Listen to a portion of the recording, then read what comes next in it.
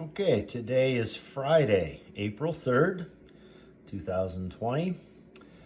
We are in advanced math trig honors, mods 2, 3, and 4. Grab a sheet of paper, get ready to have another, hopefully 15-20 minute note-taking session today on our second type of conic section. Today's title is ellipses. So guys, date, top left corner, April 3rd.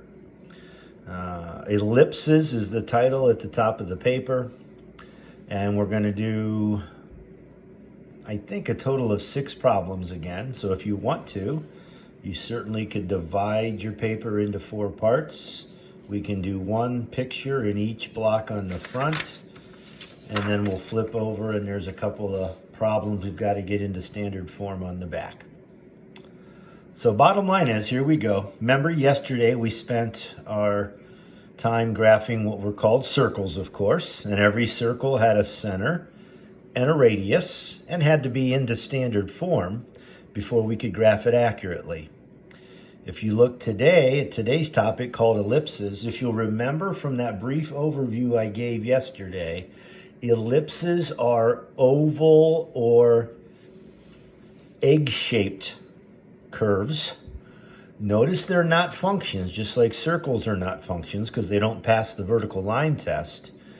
And if you look at the first block at problem number 1 here, you'll notice a 4 on the bottom under the x squared, a 25 underneath the y squared. Those numbers on the bottom of these fractions were not present yesterday. A circle said x squared plus y squared equaled r squared. Well, all of a sudden today, we've got x squared over top of some number squared, plus y squared over top of some number that's been squared. And notice it's equal to 1. An ellipse is only in standard form when it's equal to the number 1. Keep that in mind.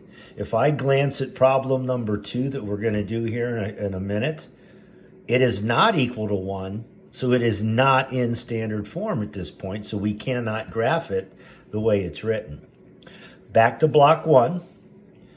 Notice if I covered those bottom numbers up and we had plain old x squared plus plain old y squared like we did yesterday several times, that tells me the center of my ellipse is again at 0, 0, okay? There's no number attached to that x squared and that y squared.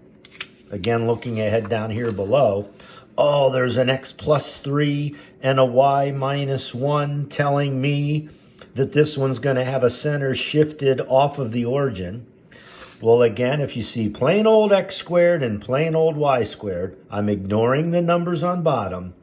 That tells me the center of my picture is 0, 0. So, all we've got to do to graph this ellipse accurately, we'll draw our XY coordinate system.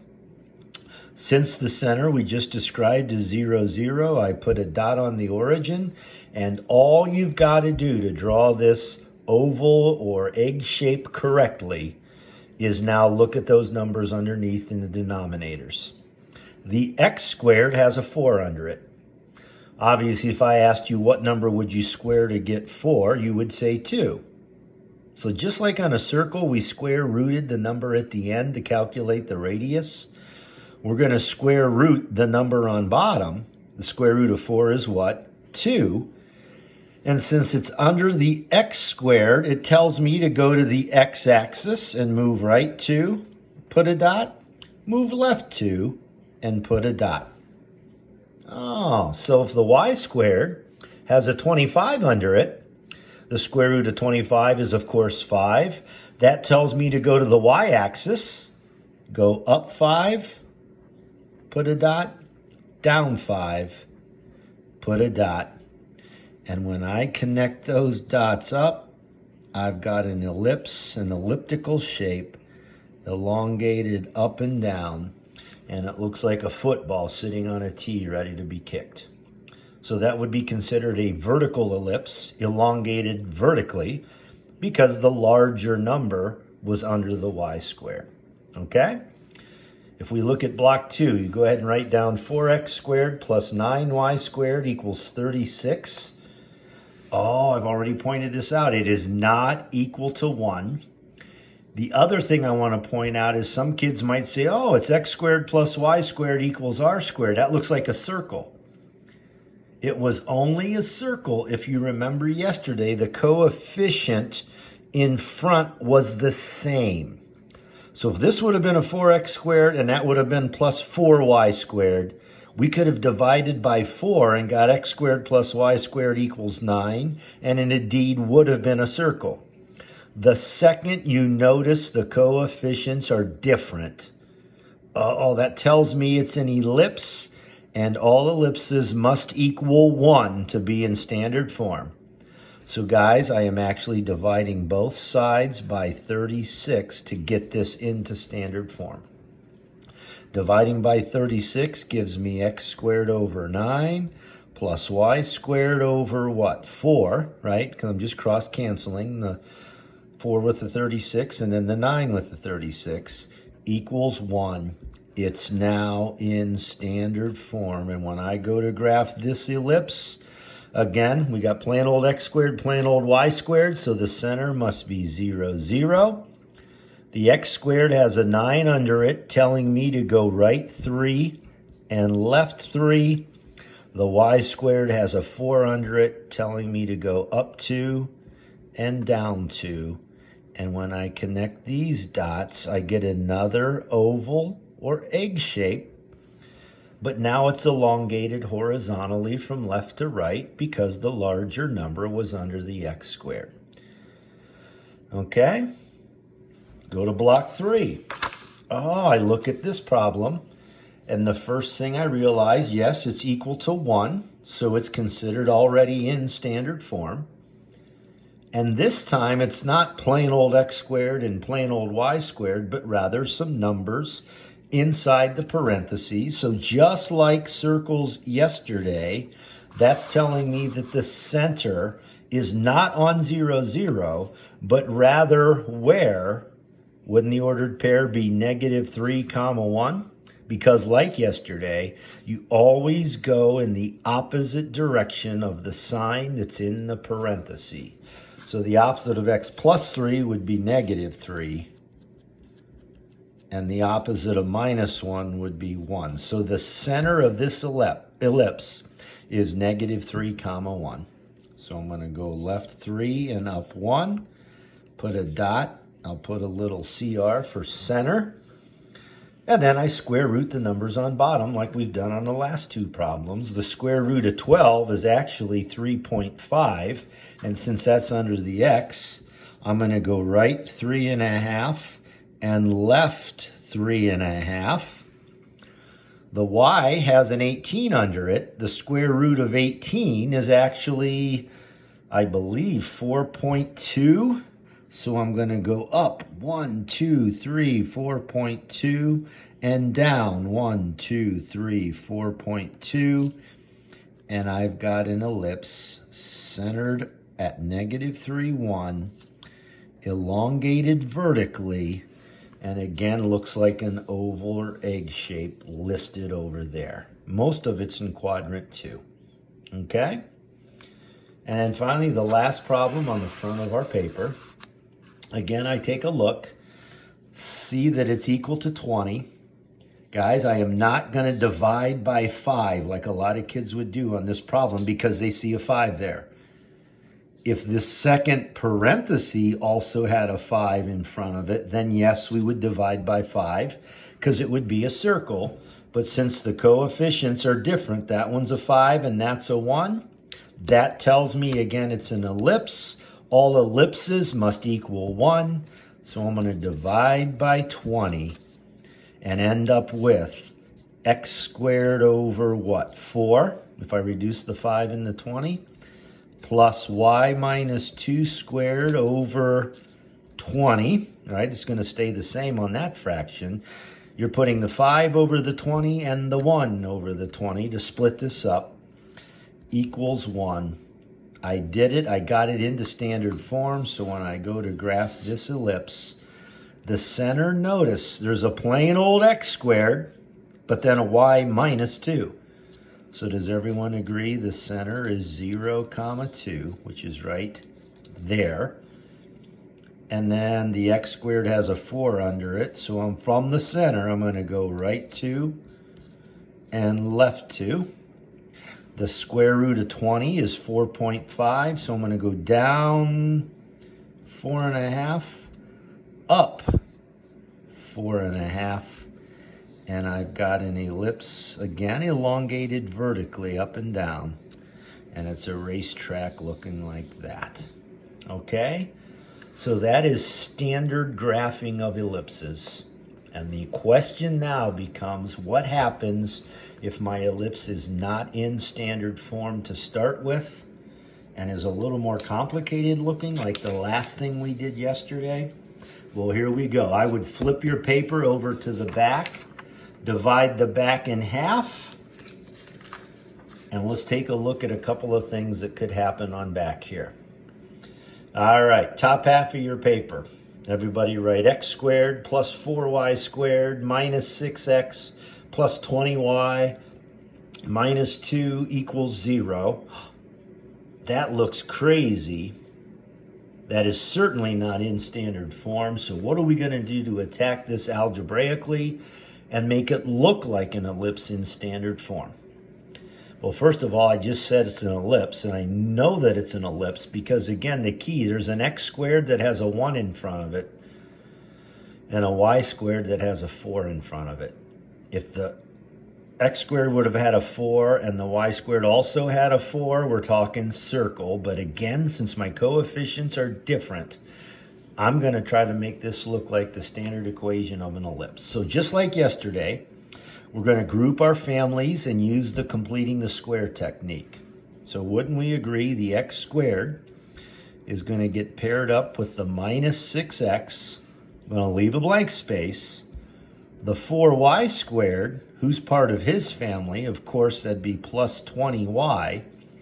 Leave a blank space for him. This minus 2 is going to get shoved to the other side because he doesn't belong to the y family. He doesn't belong to the x family. I'm going to add him over and put a 2 on that side. Now, right here, this first group, since that x squared has a coefficient of 1, I can complete the square as it is. I'm going to do that in a second. First, however, let me take this second group, the y family, and notice there, since the y squared has a 4 in front of it, and I'm not allowed to complete the square when there's a coefficient in front of the squared term, I'm actually going to factor out a GCF of 4, leaving me with y squared plus 5y and a blank space equals 2. Okay, we've got a little bit of an issue here. When I go to this first group, and I take negative 6 and I cut it in half, divide it by 2, I end up getting what? Negative 3. And then remember, when you complete the square, you cut that number in half and square the answer you just got. So if I take negative 3, which is half of negative 6, and I square it, that's plus 9. Whatever I do to one side, I do to the other. For this other group, the bad news is I've got an odd number in the middle. When I take 5 and divide it by 2, I end up with 5 over 2, of course, like 2.5. And when I square that, 5 over 2 times 5 over 2 is actually 25 over 4. And that's what I add to the other side. Ah, but wait a minute. I added 25/4 there. On the other side, I should not have written 25/4 because remember, we did this yesterday. There's a number out in front of that 4, that's getting distributed to everybody that's in there. So actually, this 25/4, when I take 4 times 25/4, the 4s would cancel, leaving me with plus 25. Actually, that's the number I ended up adding to the other side. That was a little bit tricky. So now I look at this perfect square trinomial, and I'm going to factor it, remember, into a binomial squared. And the rule is whatever you get when you cut that middle number in half is what goes inside here. So it's x minus 3 squared plus 4. Same rule applies here. This perfect square trinomial, whatever you got when you cut the middle number in half is what goes inside here. So that'd be y plus, remember we had 5 over 2, which is 2.5 squared. And the good news on that side, if I add 2 plus 9, that's 11, plus 25 gives me 36. So just like we did on the front of our paper now, if I divide by 36, why am I doing that? Because all ellipses must equal 1. I end up with x minus 3 squared over 36 plus y plus 2.5 squared over, what, and that 4 would cancel and the 36 would become a 9, equals 1. And oh my gosh, I did it. I was able to get that ellipse into standard form. Okay? So real quick, let's practice one more of those and we'll be good to go here. Your last problem, 9x squared plus 4y squared minus 54x plus 40y plus 37 equals 0. You can see that we are going to minus that 37 out of the way and shove him to the other side and group our terms together once again. So I've got 9x squared minus 54x blank plus 4y squared plus 40y blank equals negative 37. Let's go through this quicker now. Obviously in this first group, I'm going to factor out a 9. That gives me x squared minus 6x. In the second group, I'm going to factor out a 4, agreed? Get y squared plus 10y and a blank space, still equals negative 37. Cut 6 in half, you get 3. 3 squared is 9. That 9 has a 9 in front of it, so I'm really adding 81 to the other side. Here, this 10, when I divide it by 2, gives me 5. 5 squared is 25. Since that has a 4 in front of it, I'm going to add 100 to the other side. Wow. So over here on the left, I've got a 9, and then what? X minus 3 squared plus 4, and what? Y plus 5 squared equals, if I take 181 and I subtract 37, I get 144. Amazing how that worked out. Since the coefficients are different, I'm going to divide by 144. That ends up giving me what? X minus 3 squared over, how many times does 9 go into 144? I believe that'd be 16. Plus y plus 5 squared over, how many times does 4 go into 144? I believe that's 36. Equals 1. Wow. It turned out to be a beautiful ellipse in standard form. The center, if we were going to graph it, would be 3 comma negative 5. I'd go 4 to the right, 4 to the left, and then 6 up and 6 down. And I could correctly draw the ellipse centered in the correct spot and having the correct dimensions. Okay? Hopefully that all makes sense. All you've got to do for your daily grade here is get out another sheet of paper, and your 4 problems are as follows. All right. Again, today is 4/3/20. Your homework, your assignment will be these 4. The first 3 you're going to graph. The last one you're going to try to put it into standard form correctly by the completing square technique that we just worked on. Okay? Problem number 1, 2x squared plus 8y squared equals 32. Problem number 2 is already in standard form because it's equal to 1. X minus 1 squared over 10 plus y plus 2 squared over 16 equals 1. Problem number 3, 4 times x plus 1 squared plus y squared equals 16. And then the problem that you're going to have to really work algebraically on and complete the square and concentrate, take your time, try to get it into standard form, looks like that. 9x squared plus 25y squared minus 36x minus 50y plus 61 equals 0. Guys, it's Friday, April 3rd. This assignment, these 4 problems are not due until Monday, April 6th at noon. Try all 4 of them, show the work, draw a picture on the first 3, put the last one in standard form. When you're done with everything, take a picture, email it to me. And as always, your daily grade will be based on how you do on these 4 problems.